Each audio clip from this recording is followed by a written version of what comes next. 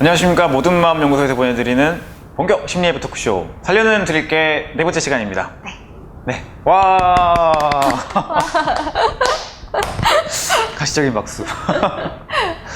자, 오늘은 직장생활 문제에 대해서 좀 알아보려고 합니다. 네. 직장생활 하다 보면 여러 가지 힘든 점들이 있지만 이 좀 괴롭히는 직장 상사, 약간 좀 상식이 안 통하는 직장 상사가 있을 때, 네. 혹은 내가 그 직장 상사일 때 힘들죠.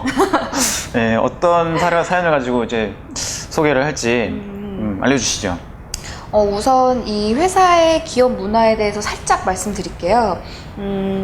이제 어떤 분이 사연 네네네. 올리셨는지부터 좀. 27살의 남자분인지 여자분인지는 잘 모르겠는데요. 네, 저희 추측은 여자분일 가능성이 높을 것 같아요. 네. 상대는 33살의 직장 상사, 이제 팀장님 얘기를 하고 있어요. 근데 그 직장 상사 여자분은 기혼이고 아이들도 있답니다. 네. 이제 이 직장 상사 때문에 너무 힘들다면서 사연을 보내주셨는데요. 그러면 기업 문화에 대한 얘기 말고 바로 본론으로 한번 들어가 볼게요. 네, 기업 문화 이따 얘기하죠, 뭐. 네. 첫 번째는요. 자기보다 일을 잘하는 걸 굉장히 싫어한답니다. 그래서 팀원 중에 누군가 인센티브를 더 받으면 그 주는 완전 살얼음판이래요. 그리고 어떤 좋은 아이디어를 누군가 내도 무조건 어떤 꼬투리를 잡아서 까기 마련이랍니다. 진짜 일하면 안 날 것 같아요. 네, 그래서 이제는 잘하려고 노력도 팀원들이 안 하게 된대요. 그리고요. 죽어가는 조직이네요. 네, 칭찬도 안 하고 멍충이 뭐 이런 욕만 듣는. 일하기 싫다. 네. 두 번째로는요, 과시욕이 너무 심하대요. 여자분들 남편이나 남친 자랑 많이 하잖아요. 근데 저랑 동갑의 33살의 기혼에 아이들도 있는 어머니가 우리 남편 싸움 짱 잘해로 시작하는 자랑을 좀. 효도로 아니에요, 효도로? 진짜 잘하는 거 아니야? 그럴 수도 있어요. 근데 이제 그 자랑에 반응을 안 하면 히스테릭해진다는 거죠. 힘들겠어요. 좀 유치하기도 한 것 같고요. 네. 그리고요, 팀원들끼리 사이좋게 지내는 걸 굉장히 싫어한답니다. 그래서 팀원들끼리 이제 비밀로 몰래 만나게 된대요. 무슨 작전하는 것도 아니고 그쵸. 커피 한잔 하는데 무슨 몰래 만나고 이건 좀 네. 너무하네요. 네. 그리고요, 뭐든 자기 기준이랍니다. 예를 들면 이 회사에서 새로 어떤 프로젝트를 시작하게 됐는데 글 쓴 분이 그 전 회사에서 같은 프로젝트를 1년 반 정도 진행을 했었대요. 그래도 그 팀장에게 이 글쓴이는 멍청이고 바보 취급을 받는답니다. 이것도 진짜 일하면 안 나네요. 그쵸. 좀 인정해주는 맛이 있어야 좀 의욕도 생길 텐데. 네. 그리고요, 예의가 없답니다. 그래서 이 글쓴 분의 어머니가 간식을 싸주셨나 봐요. 그런데 팀원들과 나눠 먹고 있을 때 갑자기 확 오더니 그 간식통을 채가서 부장님 쪽에 조금 덜어드리고 왔답니다. 심지어 부장님 출근 전에. 네. 자기가 싸운 것도 아니고 뭐 자기 것처럼 막 이렇게 맘대로 하네요. 그쵸. 허락도 말도 없이. 허락도 안 받고. 네. 황당했을 것 같아요.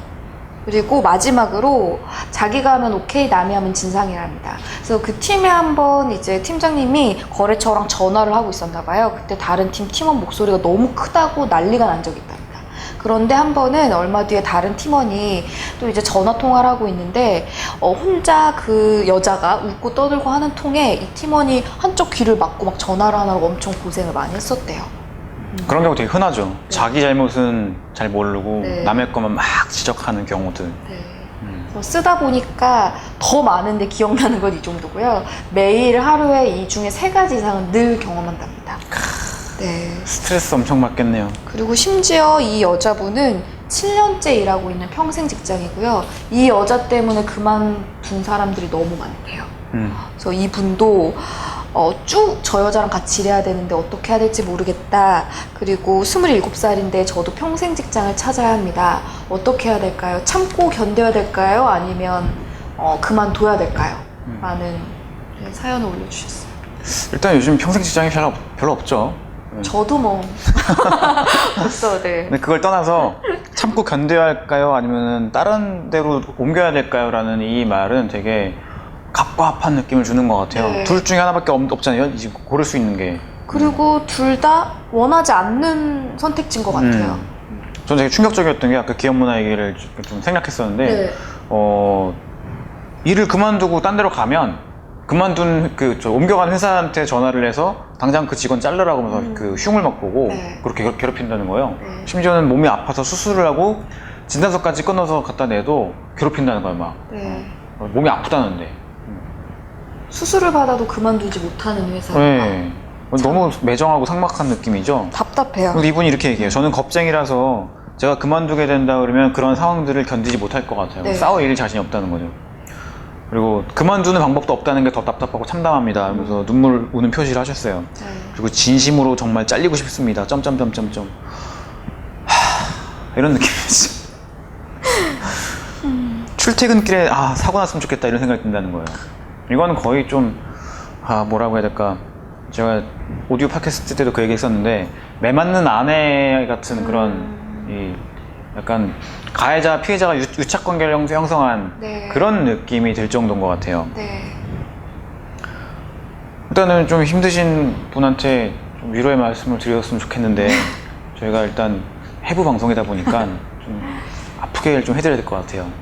괜찮으실까요? 저도 모르게 웃고 있네요. 제가 너무 좋나 이거 하는 게.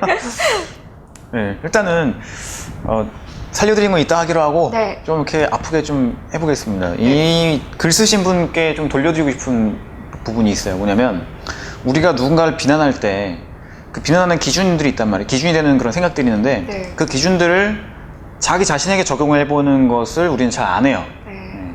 그걸 한번 이제 대신 해드리려고 합니다. 네. 여기 글 쓴 분이 6가지의 직장 상사에 대한 험담이라면 험담을 써주셨어요. 단점을 써주셨죠. 과연 나에게는 이런 면이 없는가에 대해서 한번 조금 확인을 해보려고 합니다. 그래서 1번부터 6번까지를 나 글쓴이로 생각을 하고 한번 읽어볼게요. 저는 저보다 일을 잘하는 걸 싫어합니다. 네, 그러니까 이게 글 쓰신 분의 자기 고백이 되는 걸 네. 지금 가정하고 얘기해 보는 거죠. 네. 제가 이제 그 글 쓴 분이라고 생각을 해주세요.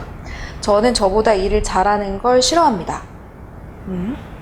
그리고 2번째로 저는 과시욕이 심합니다. 그리고 3번째, 저는 저희 팀원들이 저 빼고 사이좋게 지내는 걸 싫어합니다. 4번째로 저는 뭐든지 제 기준입니다. 5번째, 저는 예의가 없습니다. 6번째, 저는 제가 하면 오케이, 남이 하면 진상입니다. 자, 이게 1번을 좀 살펴보고 싶은데요. 1번. 네. 저는 남이 저보다 일 잘하는 걸 싫어합니다. 이거는 좀 번역을 할 필요가 있습니다. 네. 저는 인정받는 걸 좋아해요. 네. 저는 인정받고 사랑받기 원합니다. 요 진술이거든요. 네. 근데 이 진술을 이 팀장님, 33살 팀장님에게 도입시켜도 저는 이게 통한다고 봐요. 네. 이 팀장님은 누군가 본인보다 일을 잘하거나 인센티브를 받으면 막 괴롭힌다 그랬어요. 네. 내가 인정받고 싶은데 왜 네가 인정받으려고 해? 라고 뺏으려고 하는, 네. 인정을 구하는 마음이죠. 네. 근데 이 글 쓰신 분 같은 경우에 업무 중 좋은 아이디어를 내면 꼬투리 안 잡히고 인정받았으면 좋겠다라는 네. 사실 같은 마음이거든요. 근데 같은 마음을 사이에 두고 가해자 피해자 역할을 맡고 있는 거죠. 네. 근데 가해자 피해자 역할을 맡고 있을 뿐이지 인정받고 싶어 라는 그 마음에서는 한 마음이라는 거예요, 두 사람이. 네. 2번째, 두 과시욕이 번째. 심하다는 것도 같은 것 같아요. 네. 자랑을 듣고 반응하지 않으면 히스테릭해진다. 음. 이것도 조금 인정해줘. 내 남자친구 잘났다고, 내 신랑 잘났다고 좀 인정해줘. 이 마음이잖아요. 우리 남편 싸움 잘해. 이 얘기가 사실 누가 들을기엔 유치하다고 생각할 수 있겠지만 네. 좀 약간 짠하기도 한 거예요. 자랑을 하고 싶은데 자랑할 게 별로 없는 거야. 싸움이라도 잘한다고 얘기를 하고 싶은 거지. 모르죠, 진짜 효도른지. 그럴 수도 있죠. 저는 약간 그런 격투기 선수일 수도 있다는 생각도 해요. 솔직히. 어쨌든 뭐 그 여하를 떠나서 네. 듣고 싶은 얘기는 이걸 거라. 우리 남편 싸움 잘해. 와, 되게 든든하시겠어요. 네. 믿음직하겠어요. 이런 얘기를 듣고 싶은 거죠, 사실은. 그쵸. 인정만 해주면 되게, 그치, 우리 남편 정말 든든하고 좋아. 나 남편을 잘 만났어. 이렇게 말하면서 되게 가벼워지고 기분 좋아지면서 네. 서로 이렇게 뿌릴 거 그냥 이렇게 건네주고 이렇게 될 수 있다는 거죠. 네. 근데 그걸 주기 싫은 거지. 네. 인정 주기 싫은 거죠, 글 쓰신 분도. 네. 그리고 이게 본인의 자랑을 듣고 반응하지 않으면 히스테릭해진다는 게 아주 여러 번 많이 겪었기 때문에 여기에 글에 등장한 거라는 생각도 들어요. 그러니까 인정해줘 했는데 계속 네. 좌절돼 버리게 되면 나중에 그것이 좀 격하게 표현될 수밖에 없죠. 네. 아마도 이런 것들이 좀 뭐 재미없는 얘기가 될 수도 있겠지만 거슬러 올라가면 이 팀장님의 가정 환경, 성장 환경과 더 관련이 있을 겁니다. 네. 인정 욕구라는 부분, 어떤 순수한 관심을 많이 받는 그런 측면들, 네. 그런 것들이 연관이 있을 거예요. 그리고 팀원들끼리 나 빼고 사이좋게 지내는 거 싫어합니다. 이건 또 어린아이 같은 마음이죠. 다 같이 친하게 지내는데 나도 껴줘라 이런 나 마음. 빼고 놀지 마 이런 거죠. 네, 예, 같이 아이들 하듯이. 놀자. 근데 이제 서툰 거죠. 네, 같이 놀자라는 얘기를 되게 좀 약간 과격하게 네, 좀 폭력적으로 전달하는 미숙함이 좀 있는 거죠. 네, 근데 그런 미숙함은 지금 이 글 쓰신 분도 똑같이 갖고 계신 것 같아요. 네. 팀장님 같이 좀 어우러져서 좀 뭐라고 해야 될까요? 같이 노는 거 이런 것들을 어려워하고 있죠, 본인도. 뭐 4번, 5번 뭐 네. 본인 기준이고 뭐 네. 내가 하면 오케이고 남이 하면 진상이고 뭐 비슷한 얘기인 것 같고요. 네. 그리고 뭐 예의가 없다. 예의라는 프레임 가지고 보자면 팀장님 안 주고 부장님 안 주고 팀원들끼리만 쇽 모여가지고 간식 먹고 있는 그것이 이제 윗사람들 볼 때는 예의가 없는 걸로 보일 수도 있을 거예요. 그렇죠. 내가 저 사람 예의 없다고 주장하고 있지만 네. 그것도 역시 한 마음으로 만나고 있는 것 같아요. 네. 그래서 포인트는 이런 것 같아요. 이제 나를 내가 어떤 정체성에 가두고 있는가. 이분 글 쓰신 분은 나를 피해자로 정의 내리고 있는 것 같아요. 네. 그리고 정말 재밌게도 이 팀장님은 스스로를 가해자로 정의 내리고 있을까요? 팀장님도 스스로를 피해자로 정의 내리고 있을 겁니다. 네. 나는 잘하려고 하고 내가 이 회사에서 열심히 못맞춰 일하고 있는데 밑에 직원들이 안 따라와 나를 인정 안 하려고 그래. 이것들이 그냥 밟을 수밖에 없어. 나보고 어떡하라고. 네. 이런 식으로 피해자 역할을 맡고 계실 거예요. 그렇죠. 정확히 팀장의 위치에 권위가 있고 한 명이잖아요. 그리고 나머지 팀원은 다수고요. 그래서 가해자와 피해자로 있지만 이렇게 보면은 사실 쪽수로는 팀원들이 훨씬 많죠. 근데 이게 권위와 이 쪽수와의 묘한 좀 관계가 있는 것 같습니다. 그래서 이런 경우에 지금 내가 느끼고 있는 감정이 네. 저 사람이 느끼고 있는 감정일 수도 있나? 이렇게 생각해 보는 것이 이 살아날 수 있는 포인트인 것 같아요. 핵심 문장이 되는 것 같아요. 내가 지금 느끼고 있는 감정이 저 사람이 느끼고 있는 감정일 수 있나? 이 마음이 저 마음인가? 네. 이렇게 물을 수 있으면 이렇게 다가갈 수 있을 거예요. 이 팀장님한테. 팀장님이 되게 막 누가 본인보다 일 잘하는 걸 싫어하고 아이디어 좋은 거 내면 막 핀잔 주고 이런 것이 되게 인정받고 싶어서 그렇구나. 되게 칭찬에 목말라 하고 있구나. 그래서 팀장님이 사소한 거 뭐 하나라도 좀 열심히 노력했을 때 팀장님 대단하시네요. 그런 거 생각 못 했는데 되게 열심히 노력하시는 것 같아서 저도 쉴 수가 없네요. 저도 열심히 분발해야 되겠어요. 이렇게 좀 인정해주는 말들을 좀 하게 되면 팀장의 태도가 달라질 거라고 저는 보거든요. 역시 7년 경력은 무시할 수 없나 봐요. 저도 팀장님처럼 이렇게 업무 면에서 좀 빨리 성장하고 싶습니다라든지 우러나는 마음의 소리가 나온다면 약간 오글거리기도 하네요, 근데. 7년 경력, 저도 소장님 닮고 싶습니다. 7년 경력에 8년, 10년인가요? 어쨌든 8년, 9년? 닮고 싶습니다. 네. 그리고 오글거리네요. 저는 제가 먹을 거를 좀 좋아해서 그런지 저는 이 먹을 거에서 조금 꽂혔어요. 사실 33살에 직장맘, 아이 키우는 직장맘이라면 다 이해하실 것 같아요. 예를 들어 뭐 간식을 먹고 있다. 저는 고구마를 또 여기서 또 생각이 나서 고구마를 막 먹고 있다가 팀장님 오시면 팀장님 식사는 드셨어요? 아이들 챙기느라 너무 바쁘셨죠? 만약에 많이 없다면 반이라도 쪼개서 팀장님 이거라도 드실래요? 이렇게 한다면 그냥 마음이 녹아내려서 제가 막 커피를 사주고 싶고 이거랑 같이 마셔 이렇게 할 수 있을 것 같아요. 훈훈해질 수 있죠. 네. 근데 이제 함정이 숨어 있는 것 같아요. 저희가 얘기하는 거를 네. 자칫 피상적으로 이해하게 된다 그러면 사실 속으로는 저 인간 내가 직장이니까 이렇게 내가 해준다 이런 마음을 가지고 어머 팀장님 어쩌고 하셨어요. 와 막 이렇게 막 이 리액션을 하게 한다면 약간 페이크 공감. 네. 실제로는 공감이 일어나지 않는데 겉으로만 그런 말들을 액션이 나간다고 한다면 어떤 상황이 펼쳐질 것인지 예상해 볼 수가 있습니다. 네. 왜냐면 팀장님이 무의식적으로는 알아요. 얘가 진짜 내 마음을 공감해 주는 건 아니구나. 나를 진짜 위하는 건 아니구나라는 그 느낌이 있지만 네.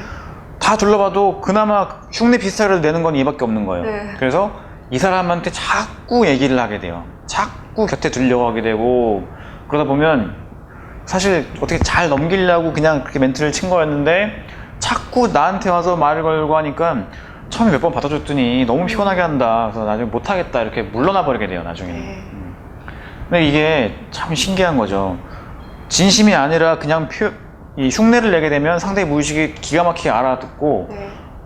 얻어지진 않았으나 그나마 얻을 가능성이 제일 높아 보인다고 판단해서 계속 공략하는 거예요. 얻어지지 않았기 때문에 계속 공략하는 거예요. 네. 그러면 그 역설적으로 한 번이라도 그 허기가 제대로 탁 채워지면 네. 채워졌기 때문에 다시 공략할 필요가 없어서 멈추게 된다는 겁니다. 그러면 어떻게 하면 페이크 공감이 아니라 리얼 공감을 할 수 있을까? 네. 아까 얘기했던 그 문장인 거죠. 네. 내가 느끼고 있는 이 마음이 저 사람이 느끼고 있는 마음일 수 있나? 아까 우리가 이 1번부터 6번까지 글 쓰신 분에 대한 얘기를 하면서 인정받고 싶어 하는 마음을 공유하고 있다. 아, 내가 지금 되게 인정 못 받고 멍청이 소리 듣고 일 못해 소리 들어서 되게 위축돼 있고 그런 마음 상태일 때 이 기분이 혹시 가해자처럼 보이는 저 팀장님도 마음속에 이런 감정이 있어서 저러나? 라고 한번 생각해 보는 거예요. 네. 그렇게 해서 풀려나가기 시작하면 일사천리가 될 수도 있습니다. 그래서 억지로 뭔가 해서 말은 친절하게 나가지만 여기 속에 있는 마음은 짜증나는 마음으로 해서 정확히 일치되지 않는 이중 메시지가 주어진다면 좀 집착과 서로 되게 소모되는 관계로 갈 수 있게 되지만 네. 말씀해주신 대로 내 마음만 제대로 만나서 혹시 저 사람도 내 마음하고 똑같나? 만 정확하게 이해가 된다면 아마 진심으로 공감하는 온 몸으로 그 기운이 뻗어나올 것 같아요. 예를 들면 팀장님 좋은 아침입니다. 이 말 한마디에도 그 공감이 나올 수 있는 거죠. 네, 이게 여기서 느껴지는 마음과 겉으로 나가는 태도가 일치되어 있을 때는 네.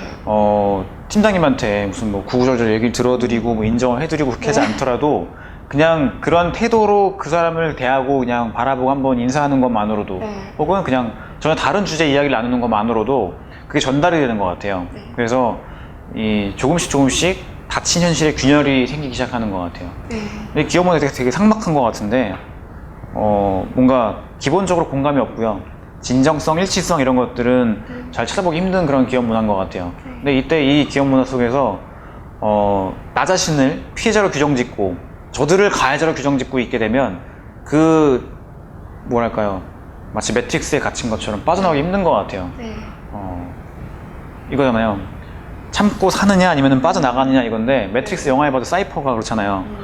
빠져나갔다가 다시 돌아가잖아요. 그러니까 두 개밖에 선택권이 없다고요. 선택할 수 있는 그 선택지가. 근데 이 경우에 나를 피해자로 규정짓기를 멈추게 되면 이 사람과 내가 공유하고 있는 마음일 수 있나? 그래서 그 마음을 해방시키는 방향으로 가게 된다고 한다면 제3의 길을 선택하는 것이 가능해지죠. 새로운 현실을 열어나가는 거죠. 27살의 이 젊은 직원이 이 기업 문화를 변화시키는 물꼬를 트는 그런 역할을 할 수 있게 된다는 거죠. 또 작은 첫걸음, 이 큰 균열이 생길 수 있는 작은 망치질 한 번, 그 한 번을 할 수 있다면 충분히 저는 이게 일종의 히어로, 영웅이 될 수 있다고 봐요, 이 사람이. 얼마 전에 제가 중2병 관련된 요거를 봤었는데, 영상을 봤었는데, SNL. 네네. 유세윤이었나? 시험지를 박박 찢으면서 사지선다 중에서 선택을 해야만 하느냐. 나는 그럴 수 없다 하면서 찢었던 그게 생각나네요. 내 인생의 정답은 이 안에 없습니다. 네. 이 분의 정답도 이 두 가지 선택지 안이 아니라 그 바깥으로 확확 찢어버리고 그 바깥으로 나가는 현실이 펼쳐졌으면 좋겠습니다. 가자, 보물섬으로. 정말 노다지가 있는 거죠. 가자, 보물섬으로가 뭔지 모르시겠는 분들은 그 SNL 중이병학교 2를 보시면 됩니다. 네. 자, 그럼 이 정도로 했으면 살려드린 걸까요? 네. 저는 한 번만 더 강조하고 싶어요. 네. 내가 느끼고 있는 이 마음도 저 사람 마음일 수 있나? 그렇게 해서 확인이 되면 내가 노력해서 하는 공감이 아니라 자연스럽게 우러나는 공감을 하게 되고 그 공감이 내가 어떻게 말을 해야 될지 어떻게 행동해야 될지를 저절로 알려주게 될 겁니다. 그래서 머리 싸매고 고민할 필요 없어지게 될 겁니다. 네. 그렇게 해서 좀 이 직장에서 이 힘들었던 것들을 잘 털어버리시고 변화를 좀 시작할 수 있었으면 좋겠습니다. 네. 네. 자, 그럼 오늘 여기서 정리하도록 하고 다음 시간에 또 재미난 사례를 풀어드리는 것으로 만나 뵙도록 하겠습니다. 지금까지 모든 마음 연구소에서 보내드리는 심리부 토크쇼 살려는 드릴게 였습니다. 감사합니다.